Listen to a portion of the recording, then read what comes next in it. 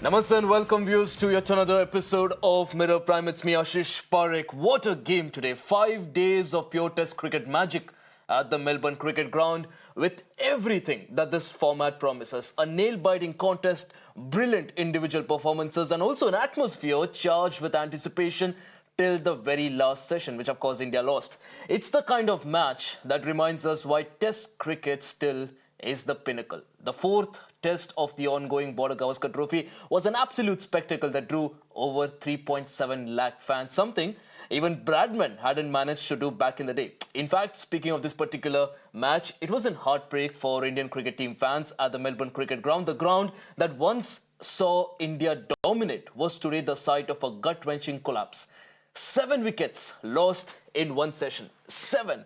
On a pitch where the Aussie number 11 batter faced 74 deliveries like a seasoned opener, our batters, including the captain, couldn't even survive a fraction of that. In fact, this is no longer about just one match and how India has performed in this match. This is about a team that once conquered Australia with its B team and now it is reduced to celebrating when we avoid a follow-on. A team that once dared to dream big is now crumbling under the weight of its own indecisiveness. In fact, the names on the team sheet now carry huge reputation, but hardly any form. Are we really fielding the best 11, or are we just trying to cling on to the names that once, back in the day, delivered but now barely scraped by? When does this obsession of the Indian team management and also the Indian fans, some sections of them, with seniority and big names end? And don't even get me started about the World Test Championship. Now, this loss doesn't just hurt, it haunts because it takes us one giant step further away from the WTC finals. Now, Pat Cummins and his Aussie team, of course, are walking tall. And we are, of course, left to pick up the pieces and hope that at least some sense and some pride prevails in Sydney. We'll be discussing this in detail with our guests who are also joining us right now. In fact, you can also call us. Before I walked into the studio, I did get a few callers already. So we'll, of course, be talking to you as well, getting your side of the story, what you think about what's happening as far as the Border Gavaskar Trophy is concerned and what the Indian cricket team has to do. But meanwhile, joining us right now, our in-house expert, Himanshu Tripathi. Himanshu, appreciate you joining us on the broadcast here. What a day, not just for Test cricket, for Australian cricket. Of course, it was an absolute spectacle, but for Indian cricket fans, on one hand, we are happy. This is how Test cricket has to be. But on the other hand, it was disappointment yet again. If you can just sum the entire emotions for us, the 5 days of roller coaster ride, the ebbs and the flows of this particular game, just help us understand what you went through as an Indian cricket fan.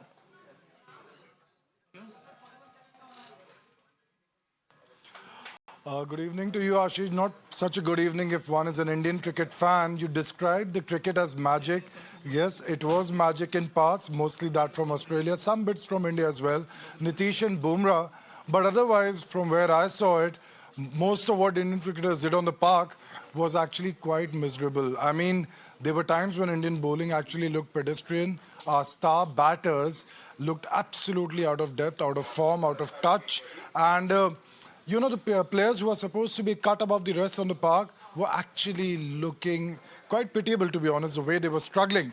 Ashish, you know what? Simon Catich today in commentary in the first session said something which will hurt, but might be the truest thing said on air today. When Virat Kohli was actually dismissed after once again fiddling outside of going for a drive which he didn't connect with, Catich said, "The king is no more." If there's one king in Team India, it is King Bumrah.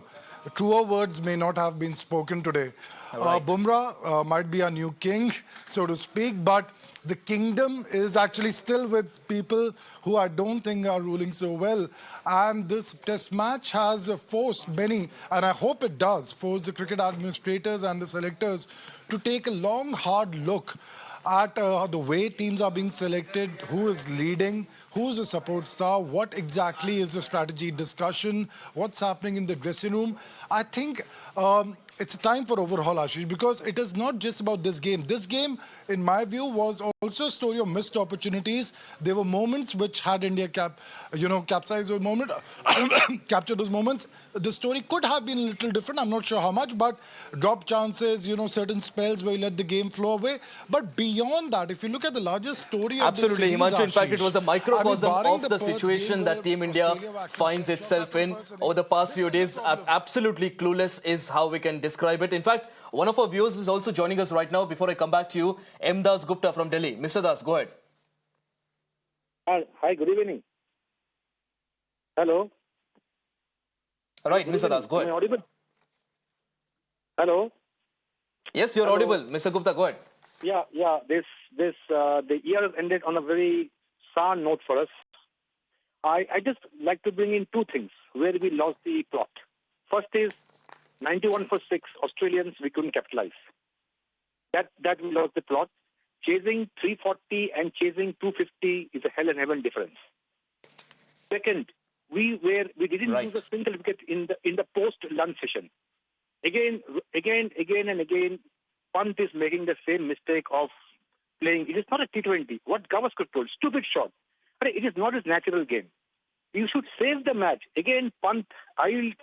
But Rohit, I don't want to discuss about Rohit. Pant again showed his foolishness. Why?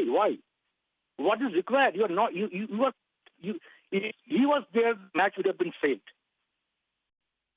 And see, now this Absolutely. transition period will Absolutely. come. Transition period. Now, I'm to the most important point now. Now there will be a big transition period.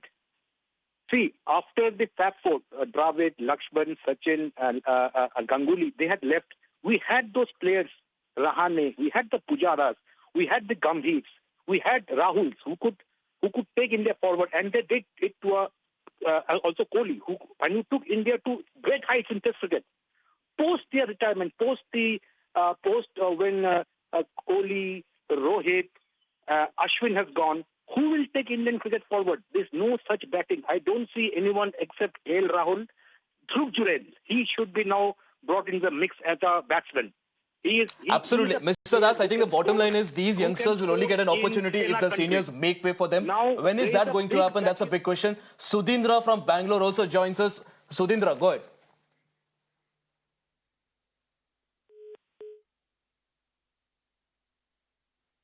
All right, we seem to have lost the line there with Sudhindra, but Himanshu continues to be on the broadcast with us. Himanshu, a very interesting point that our caller here was making, the fact that youngsters need to be given an opportunity, and where are the youngsters? That's a big question. But the problem here, Himanshu, is that the youngsters are only going to show their class. They're only going to be exposed to international cricket and, of course, the toughness of it once the seniors start making their way out. But the problem here is that in Indian cricket, we've seen in the past as well that seniors or the so-called superstars, they fail to acknowledge the decline.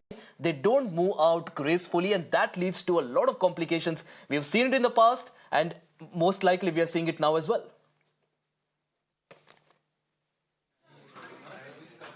Absolutely, Ashish. I mean, the caller did make some very, very pertinent points, and I think it's not just limited to Indian sport. I think at large, wherever you see politics, sports, cinema, it's hard for Indians to let go for some reason. But there comes a time when the why nots become so loud that people are forced to make certain choices. It has happened after the 2012 tour. We saw some retirements after that. In Australia itself, the very, very appalling performances back then did trigger a change in Indian cricket. And I think this tour as well will bring about those kind of changes, because it's come to a point where the why nots cannot be ignored any further. Sorry to There are interrupt you. some You hard made a questions point. being asked. You They said will have it's to be King answered. Bumrah. I And don't about think the it's young King callers, Bumrah right now. I think it's peasant Bumrah, because the poor guy has to bowl at the top of the mark. He has to bowl in the middle overs, and then even when the tail enders are being bowled by other bowlers, he's again brought into the attack, very clearly exhausted, absolutely out of steam. It's heartbreaking to see Bumrah this way.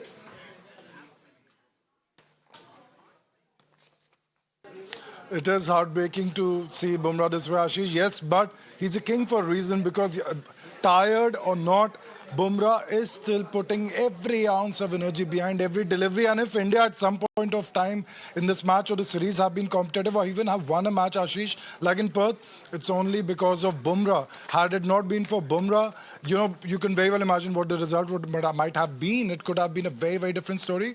It could have been 3-0 by the end of this Melbourne test. Yes, there's lack of support, and as was once famously said during the '99 India tour of Australia, back then Ian Chappell and Tony Crick said India has come with one player to Australia. Sachin Tendulkar, 20 years or down the line, it seems India has gone to Australia just with one bowler. Bumrah, he has to do all the heavy lifting. He is our only hope, but that's about it, and he still hasn't given up. He doesn't Absolutely. stop trying. Himanshu, in fact, It's another really tough caller for a joins fan us to see right only now. one And bowler like you rightly doing pointed all out, the heavy Bumrah is lifting. not just carrying the Indian team, also looks like he's carrying the careers of Rohit Sharma and Virat Kohli right now. Dr. Sanjeev from Mumbai joins us. Dr. Sanjeev, go ahead. Hey, hi, good evening. I heard all of you talking about the Indian defeat today, and the fans like me and millions of fans in India and abroad.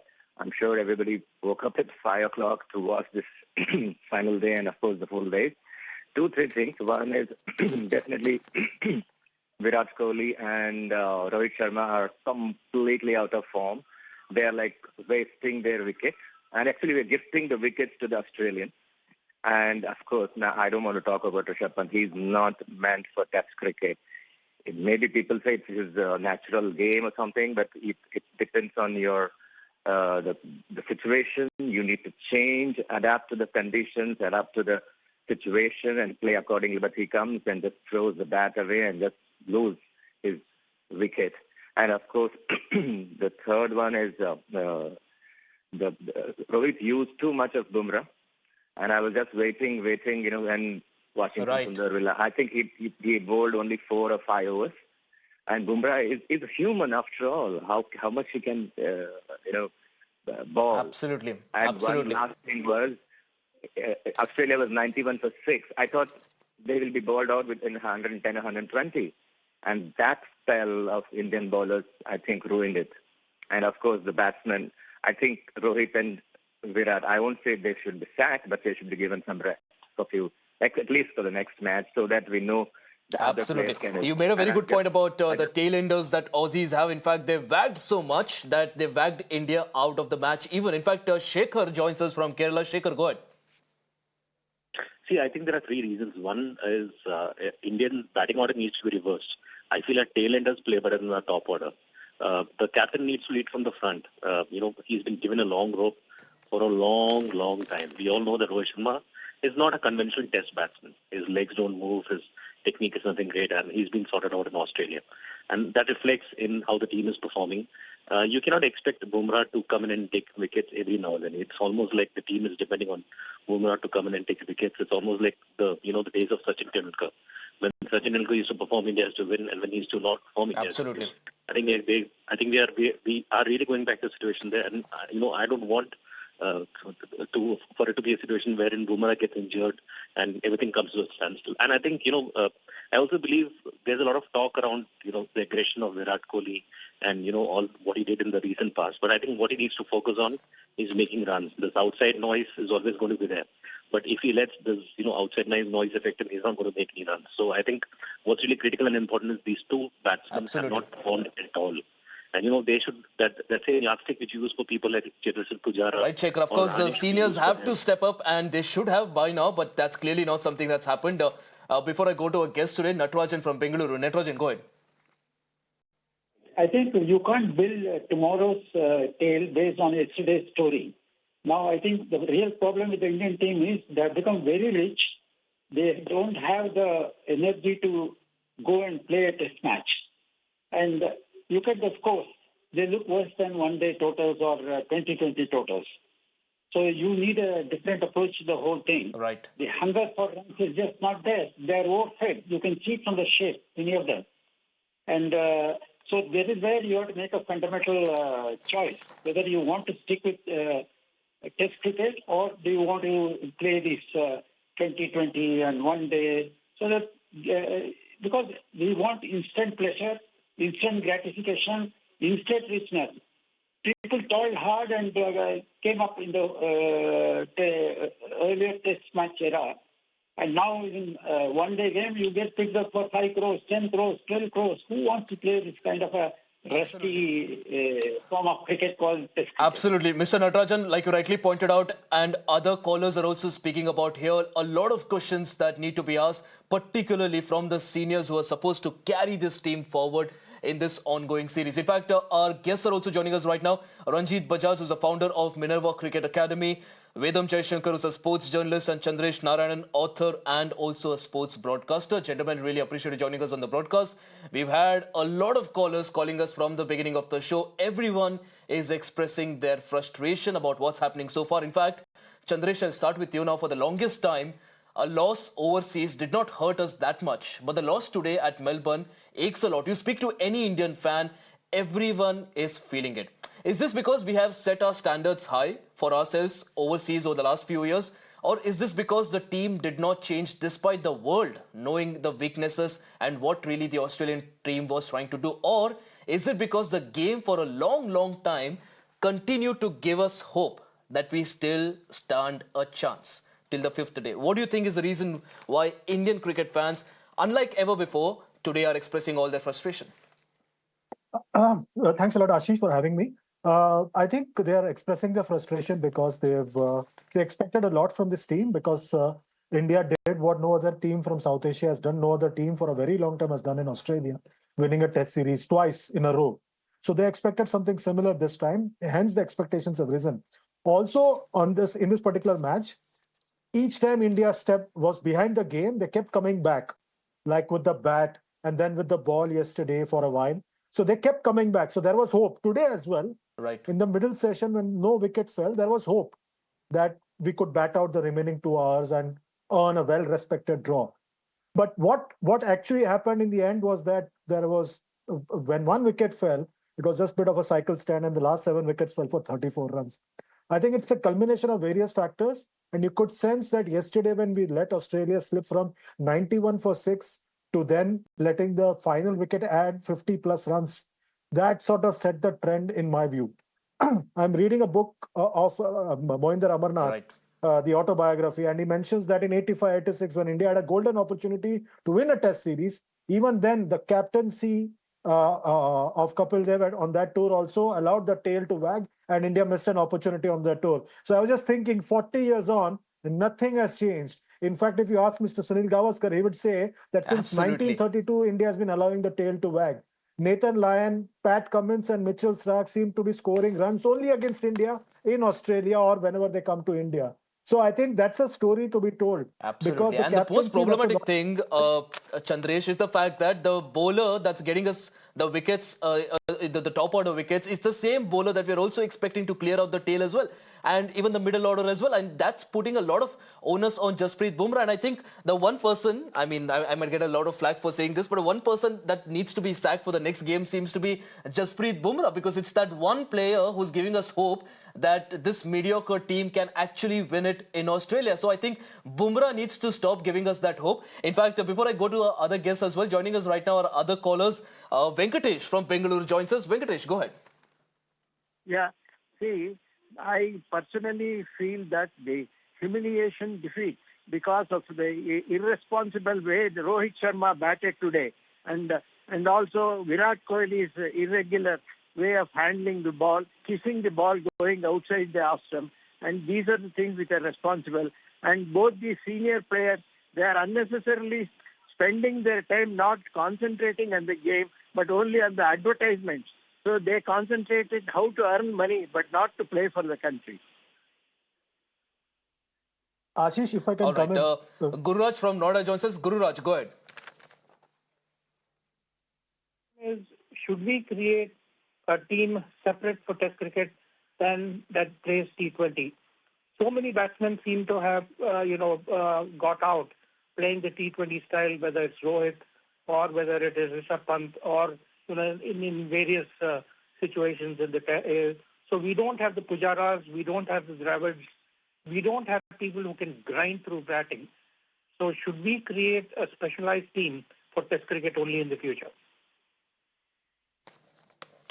Absolutely. That's a big question that also needs to be asked. Chandresh, I'll come back to you in a bit. But meanwhile, let's also get in our other guest today. Vedam Jaishankar is on the broadcast with us. Vedam, now a lot is being said about Rohit Sharma. You've been hearing the callers. Now, the one single person that everyone seems to be talking about is Rohit Sharma at this point. And the frustration of the fans is understandable because Rohit Sharma, it's not just about him not contributing. Essentially, right now, his position in the team is harming the team because what we saw in the first game was that KL Rahul was negating the new ball. He was playing out the new ball, and that was in a way giving an opportunity to the middle order as well. But now what's happening is that Rohit Sharma gets out early, and then that puts an extra burden there. Suddenly, as soon as you see Aussies taking a wicket, suddenly there are 2-3 more wickets.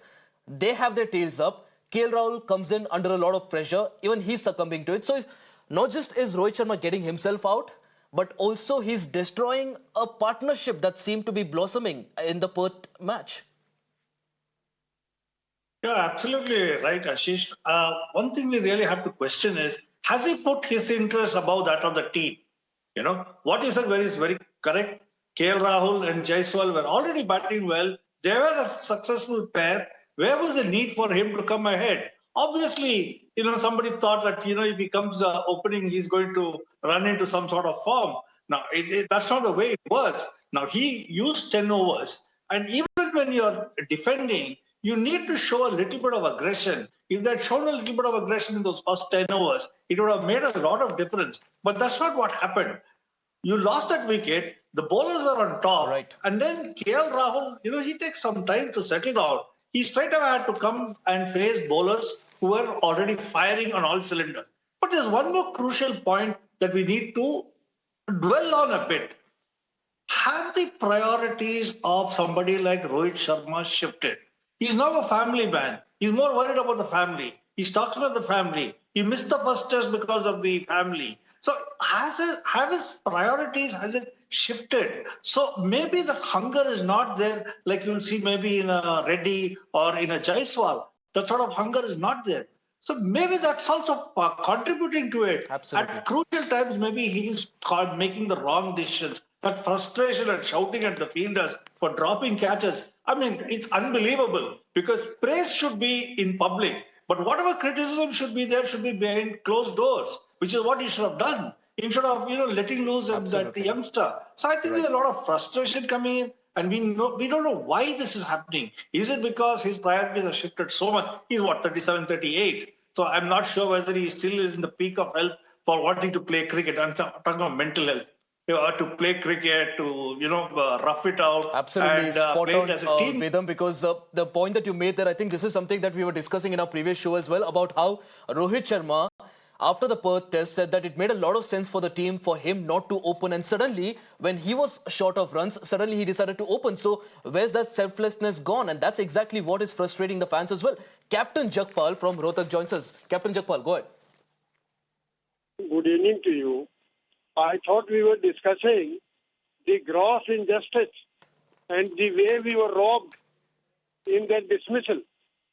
The point before that the third umpire was, his terms of reference were whether the ball had slipped the bat or not. He had no other point to decide. And it was very clear that there was, so once there is a robbery of that kind, there is a gross injustice. A nation is hell-bent upon making you lose. Then marriage, our demarriage, our batsmen, you may have anyone. If he is to be given out like this, there is no point about what is the quality and caliber of that batsman.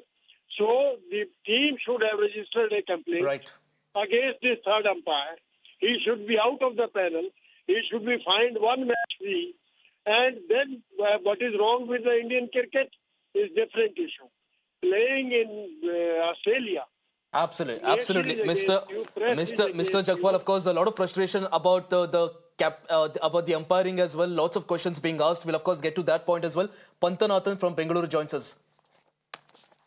Hello, can you go on, please? Right, go Hello. Ahead. Can you start? Hello. Right, Mr. Panthanathan, go ahead. Yeah. First of all, I wish to say that Rohit Sharma can never survive if he doesn't attack.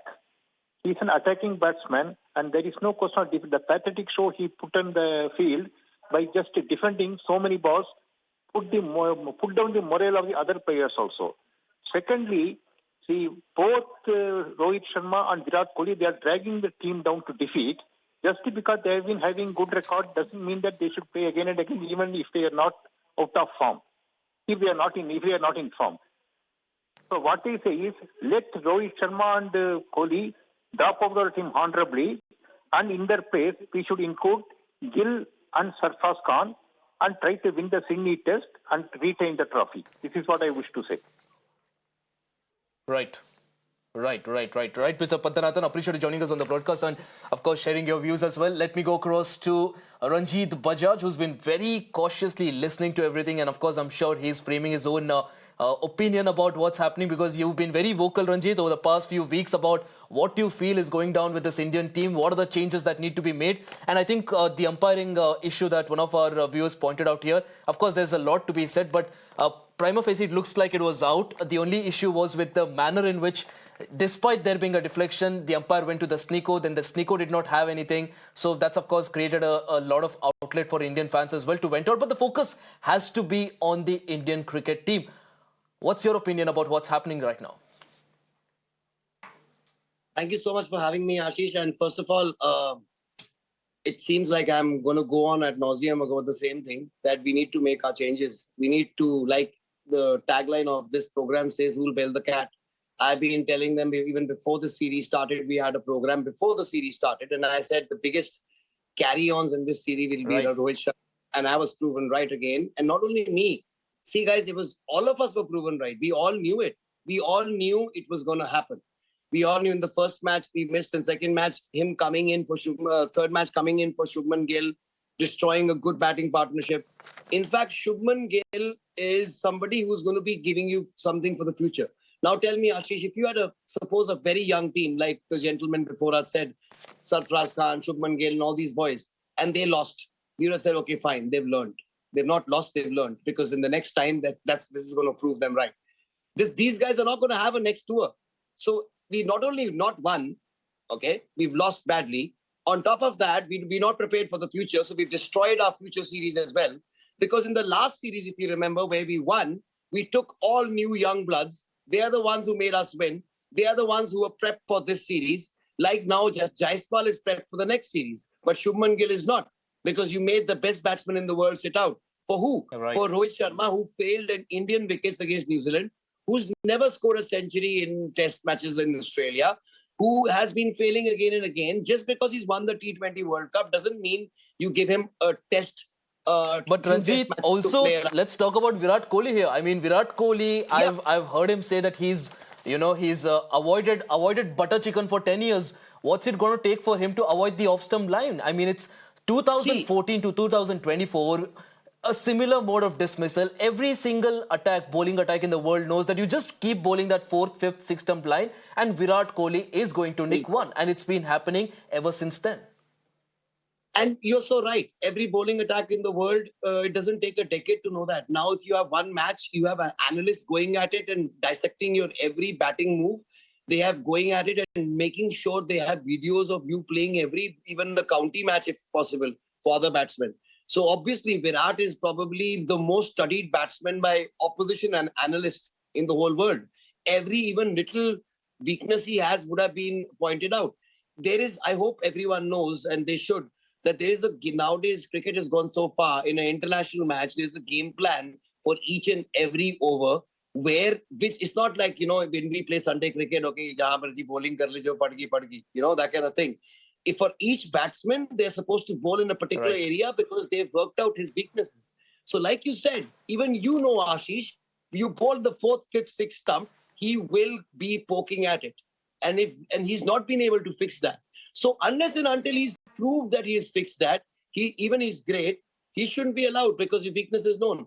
Now, the same way, when you have a new batsman, he does very well. He doesn't do very well in the next series because he's found out by everybody else. The newness goes. But someone who's able to perform again and again is a legend. Where if somebody's weakness is found out and they're failing again and again in the same weakness, then who are the ones to be blamed? But one It's of those us, batsmen whose the weakness selectors. hasn't really been found out, but for some reason he continues to struggle, is Rishabh Pant. And Vedam Jaishankar, I want you to elaborate more on this.